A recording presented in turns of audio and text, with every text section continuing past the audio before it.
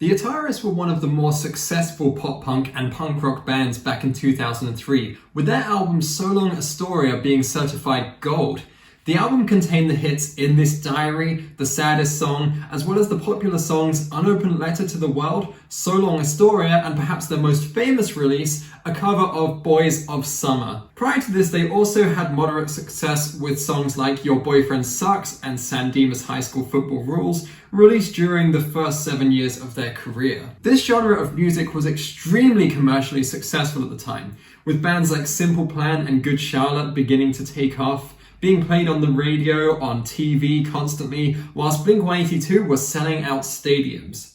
This was a time when video game soundtracks and movie soundtracks were chock-a-block with artists from the same genre. So with all that competition, for the Ataris to do as well as they did was extremely impressive. And fun fact, the band didn't actually want Boys of Summer to be released as a single. The label made that decision, and considering many people heard of them through that, I think it was a good move. They still have a decent following and play regularly. However, they've ran into some trouble along the way and have had some really unfortunate events happen. I'm going to dive into the unfortunate career of Kris Roe and the Ataris. So just 2 years after So Long Astoria was released, 2 members left.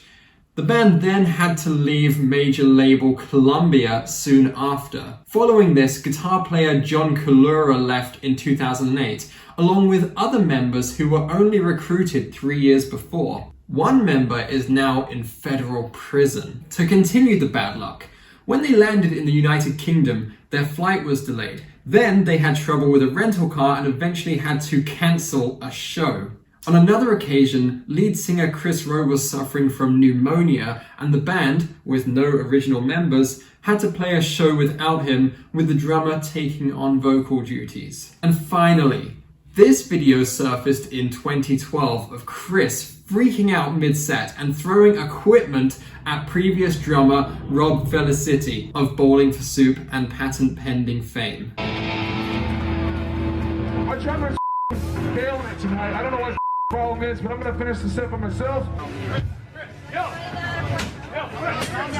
This may explain why so many members have left over the years. It seems like a stressful environment. Can you imagine flying all the way from LA or wherever to the United Kingdom, getting stuck at the airport whilst your bandmates are trying to sort out a rental car, 2 hours later having to get into the rental car with suitcases and guitars on your lap, and then drive 4 hours to a show in Huddersfield. My brother went to university in Huddersfield. It's not the nicest of towns. No offense if you're from Huddersfield, by the way. I think a lot of people would not deal with this, especially if you're just really a touring musician, but they still play shows, they still have fans, people still love them, and I still listen to them from time to time. I saw them perform at Slam Dunk Festival in 2017, and it was a decent, well-performed set.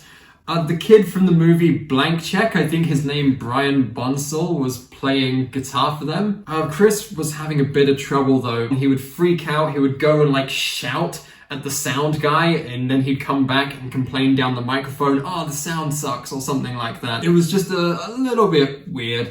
And they were only playing at 2:30 in the afternoon as well, so the crowd were just getting their first beers in, and the only reason I was watching them was mainly because I just walked in through the doors, got my wristband, and they were on the closest stage. And I thought, you know what, I haven't heard them for years. Let's go check out what they're up to. Then I saw this video from 2012, and seeing this tiny venue, barely even half full, was actually what gave me the idea for this video. I was curious as to how a best-selling band could, within just a few short years, go from playing big festivals and sold-out clubs to barely filling a small all-ages venue. Now, I get that this could be a one-off. They could have been helping out a friend. This could have just been a poorly organized event, and the next night they went on to a different town and played to a huge crowd. I've definitely seen them play to larger crowds than this, obviously. But this was back in 2012, I think this video was surfacing. So that's not that long after the original members, or the So Long Astoria members, left. You could also argue that this is true punk rock, doing it all DIY, recording the music independently, distributing it, booking your tours, hiring musicians.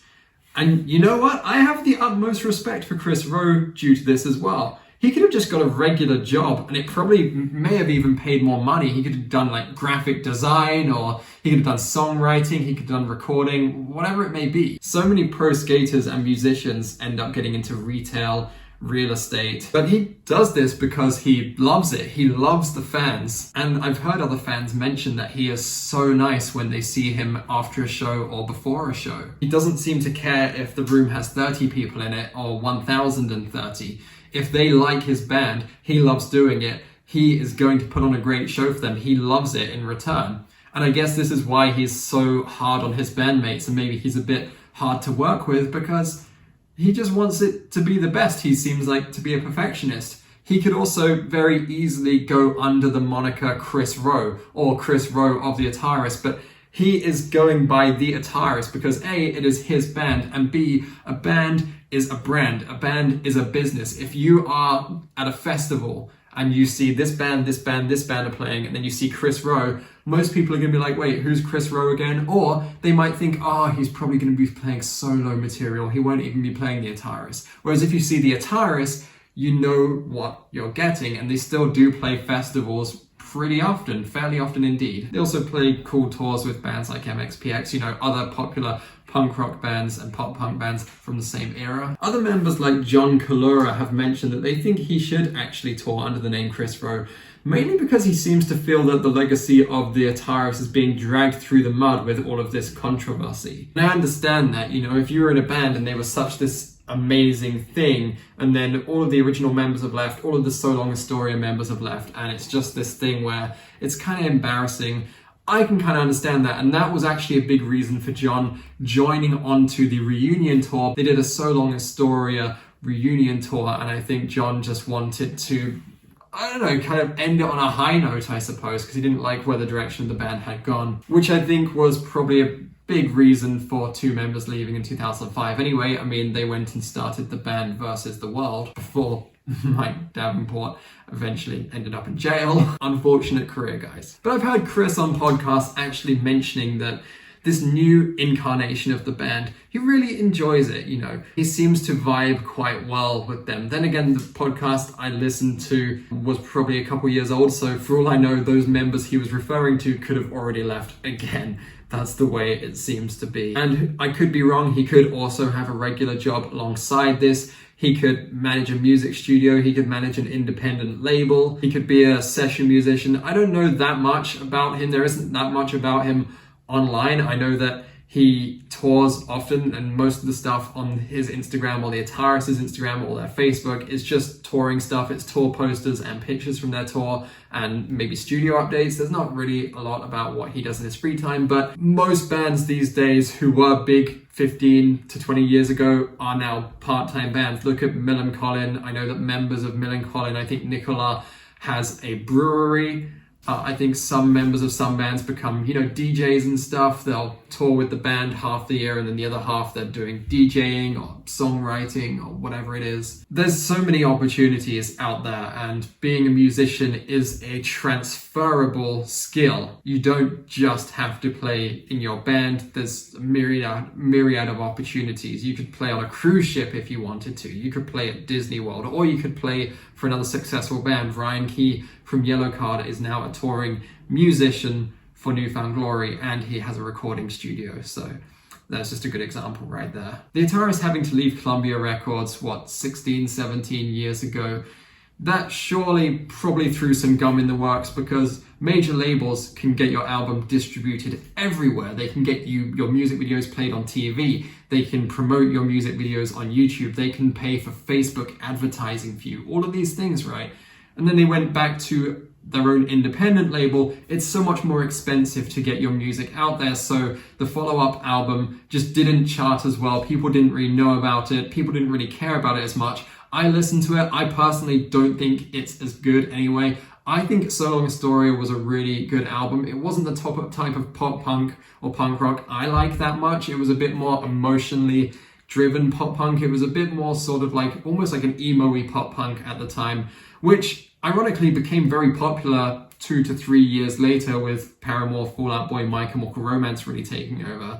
I just think that the Ataris just didn't fit well within that scene as well, and their music just wasn't as good after So Long Astoria as those other bands. They fell off a bit, and yeah, those 3 other bands I mentioned were on major labels. They weren't. This can make the world of difference to your band. Some people think that being on a major label is selling out, but on the other hand, yeah, it could be, right? There are so many bands who would rather be on somewhere like Kung Fu Records or Victory Records or Sumerian Records, because on those record labels they can do what they want and they're going to get a lot of attention. If they sign to Universal or Sony, you've got like Taylor Swift, Ariana Grande on those kind of labels, and then they're the priority. No one's going to care about your band. They're just going to give you some money to go and record your music. They might not promote you very heavily, but I certainly think that the major label, from being on Kung Fu Records for the first, 6-7 years of the Ataris' career, to then go to Columbia Records, and that's when they got the spike in their popularity,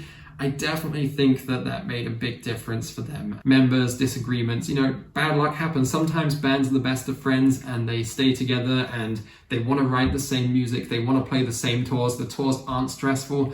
And sometimes bands, even though they're on a major label, for example, Igloo and Hartley were on a major label, they were huge in Europe. They were extremely commercially successful. They were on a major label, but the touring, the fatiguing tours were getting to them. They really didn't enjoy the fact that they couldn't all agree on the music they wanted to write, and therefore eventually disbanded after only 1 album. Guys, I hope you enjoyed this video. If you could please hit the subscribe button, that would be the most helpful thing you can do for the channel. Drop a comment down below if you want me to do any bio videos on any other bands and any other people you want me to look into. I'm a little bit passionate about the Ataris because I think they're cool. I think they're a cool DIY band, and I really did enjoy listening to them in the car on the way to school when I was a kid. So yeah, I thought by now maybe they'd be up there with more successful bands like Simple Plan and AFI, who are still headlining, Newfound Glory.